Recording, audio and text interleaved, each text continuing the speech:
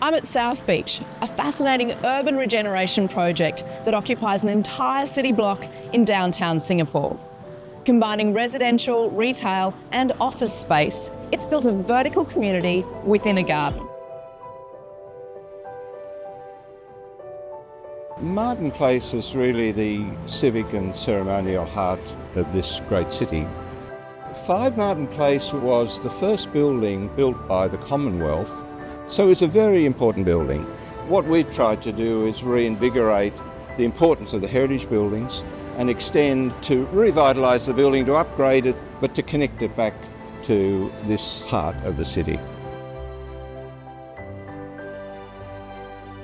This project has offered Foster & Partners the rare opportunity to design a unified public transport over station development. So we have a great way to bring people into the city by having the station, which is just embedded within the building. Getting people off roads, getting people onto public transport is one of the really big sustainability wins. What we've done with Brookfield Place in Sydney is we've righted a wrong that after Wynyard Station was built and the Eastern Concourse was never realised in the way that it was intended. This was a bit of a mixed bag of assets that were fairly tired on this site, and we've essentially put it back together and maintained the pieces of it that were really worth retaining, like Shell House, like 285 George Street, like 32 Carrington Street. We can make George Street about public, retail, station, bringing Carrington Street and Wynyard Park back to the core. People talk about biophilia as though it's plants in the office. When you're able to look out and connect with nature, connect with people, that is true and real. And what I love about it is it gives it a real uniqueness. We did a really in-depth pedestrian study when we started, and we actually had 300 to 400 people a day walking through our car park. So it proved that to stitch the great laneways like Hardware Lane in through Little Collins Street to McKillop Lane, and found that it was really all about it being the missing link.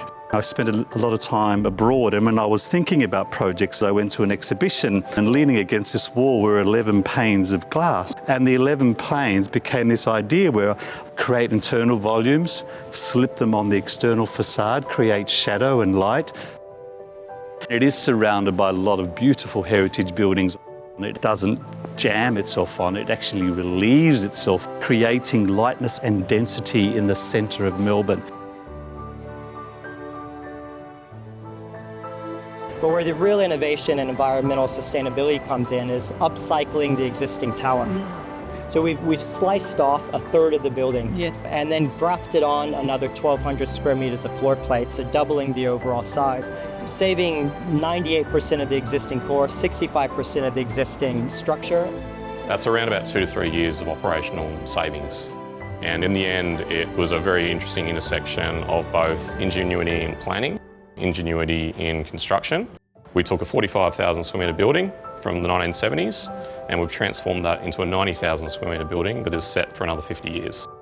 It's one of the first responses to that vision of unlocking the difficult parts of the CBD. It's got a landmark tower which focuses on the users. It's got a public space on a podium with great public art by Oliver Eliasson.